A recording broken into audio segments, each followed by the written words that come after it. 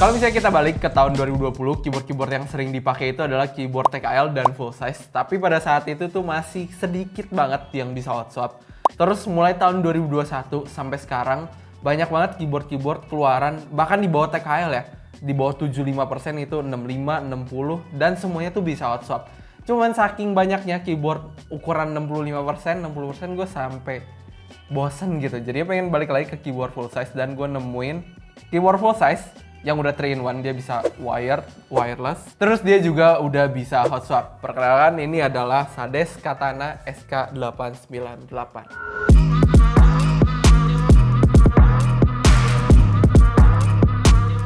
Sades ya. Ini kayaknya Sades itu seneng banget sama nama-nama Jepang. Kemarin tuh dinamain Sades Tenka. Terus ada juga yang terakhir gua review itu Sades Kunai, dan yang sekarang ini namanya Sades Katana ya. Ini dari packaging sih lumayan bagus ya. Dan ini dia full size. Kalau buat isi-isi di dalamnya ini sih ya sama aja ya. Maksudnya default keyboard pada umumnya kita dapat kabel. Oh, cuman ini kabelnya belum. Ya, kabelnya ini belum braided ya. Dan ini kita dapat keycap puller dan tadi kita dapat dongle juga. Oh ya, kayak tadi gue udah mention dia bisa wired dan bisa wireless juga. Oke, ini kalau misalnya keyboardnya gue pegang dia cukup berat ya dan berasa compact banget ini.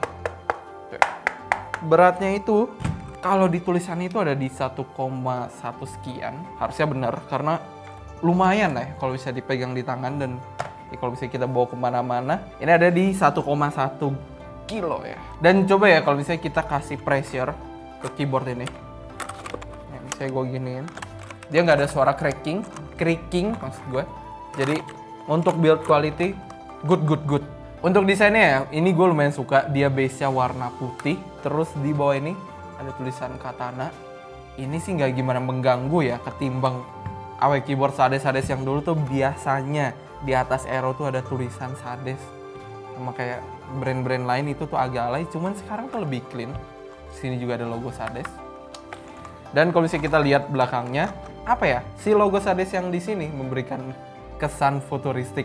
Dan bagian belakang ini gue lumayan suka karena di kabel ini kalau misalnya kita pakai kabel nih, dia tuh ngasih kabel manajemen, tempat buat kabel manajemen. Untuk keycapsnya ini gue lumayan suka ya. Ini dia perpaduan dua warna dan kalau gue tanya si Sades ya, dia bilang ini tuh warna Mizu, warna biru-biru gitulah.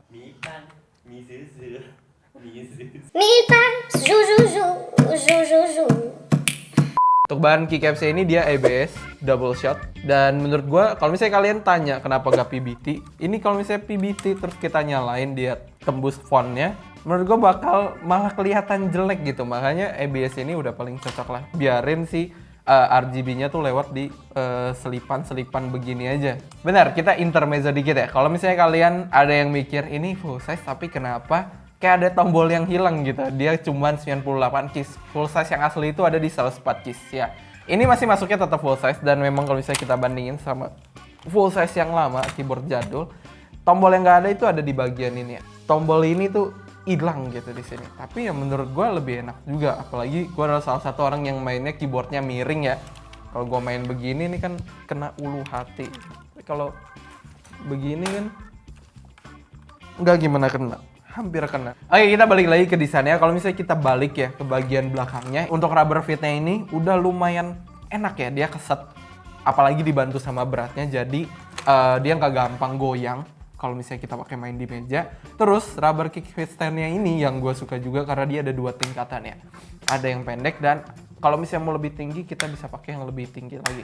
Terus yang gue suka lagi adalah kalau misalnya kita pakai wire nih, kita pengen pakai kabel. Nah, gue ambil dulu kabelnya. Dia tuh nyediain tempat untuk kabel manajemen. Ini gue pasang kabelnya. Nah, jadi lebih rapi gitu.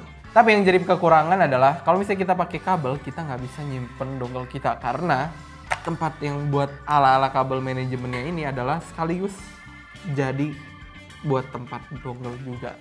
Kan nggak apa-apa karena biasanya gue bakal biarin dongle gue tuh tetap nancep di PC terus. Ngomongin soal dongle, kita dikasih pilihan ya, mau pakai dongle 2,4 GHz atau mau pakai Bluetooth atau mau pakai kabel, dan di sini ada mode Mac dan Windows. Jadi ini keyboard udah lumayan lengkap dan kita bisa pakai di banyak device. Kalau sampai sini yang paling gue suka adalah tadi si rubber fit-nya ya. Karena ini enak banget. Rubber fit itu ngaruh buat kenikmatan kita pada saat ngetik. Dan kalau kita ngomongin soal ngetik, nggak cuma rubber fit aja ya. Switch-nya juga lumayan ngaruh. Dan kita coba bongkar si switch-nya. Untuk switch-nya di sini dia pakai Outemu. Dan dia juga udah short facing. Jadi kita kalau mau ganti-ganti keycaps nggak usah takut interference lagi. Dan ini PCB-nya, kalau misalnya kalian bisa lihat, ini tuh dia soketnya soket Gateron. Jadi kalau misalnya kalian pengen ganti nih si switchnya, kalian gak suka Outemu, kalian bisa ganti pakai Gateron. Oke, ini cukup aneh ya, kenapa dia ngasih soket Gateron, tapi switch bawahnya ini Outemu gitu. Kenapa nggak Gateron aja sekalian? Terus kita cek lagi, yang bakal gua cek adalah si stabilizernya. Oke, ini stabilizernya. Kalau misalnya di kamera mungkin nggak terlalu kelihatan, dia sebenarnya ini udah di loop, tapi sedikit banget. Tapi ya namanya preloop ya, preloop itu kalau misalnya nggak kebanyakan kesedikitan, biasanya tuh kayak begitu.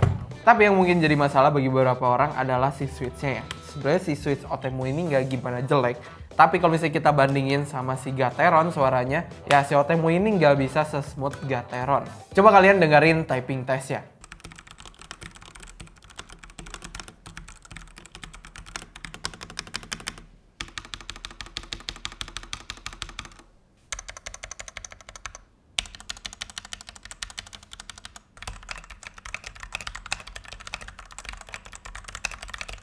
Oke, untuk suaranya ya, sebenarnya kalau misalnya buat kalian yang orangnya kayak, aduh gue nggak peduli lah suaranya mau gimana, yang penting dia bisa dipakai ngetik, ya udah Outemu ini mah udah oke-oke aja. Tapi kalau misalnya kalian pengen tahu ini tuh maksudnya bedanya gimana adalah si Outemu ini tuh suaranya lebih scratchy dibandingin Gateron. Dan kenapa Gateron bisa lebih smooth? Karena si Gateron ini kalau misalnya tombolnya kita tekan, dia tuh lebih stabil, makanya suaranya tuh bisa lebih smooth, nggak se-scratchy si Outemu ini. Cuman buat suara itu bukan masalah besar, itu masalah preferensi orang aja.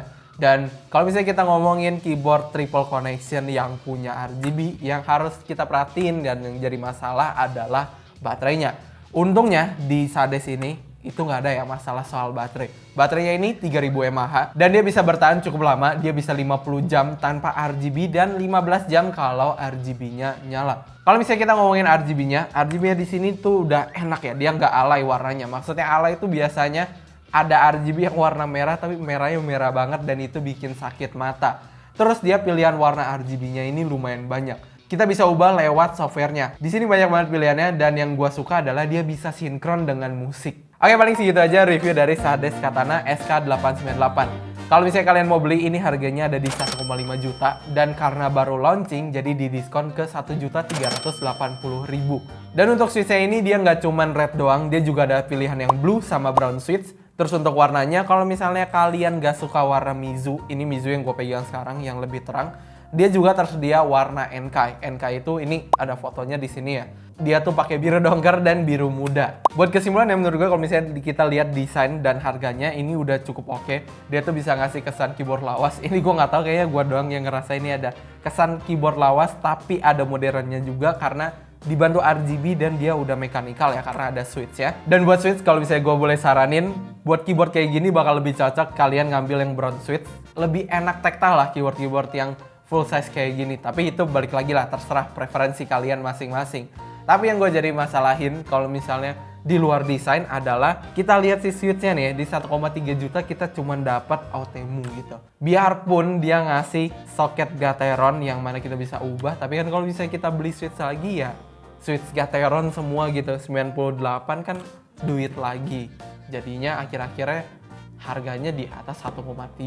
Terus satu lagi ini bisa jadi masukan buat Sades juga adalah si softwarenya ya. Untuk softwarenya kalau bisa Sades bikin satu software untuk semua periferalnya. Karena ini produk ketiga Sades yang gua pakai dan jadinya agak ribet gitu. Gua nyolok nih ya, gua harus download lagi software yang beda. Kenapa nggak bisa pakai software yang udah gua install sebelumnya? Tapi di balik kekurangan tadi kita harus tetap ingat dia ada kelebihannya juga. Kayak desainnya yang bagus ya, terutama keycap two-tone-nya. Ini yang lumayan gua suka. Terus dia triple connection, hot swappable, dan dia short facing juga.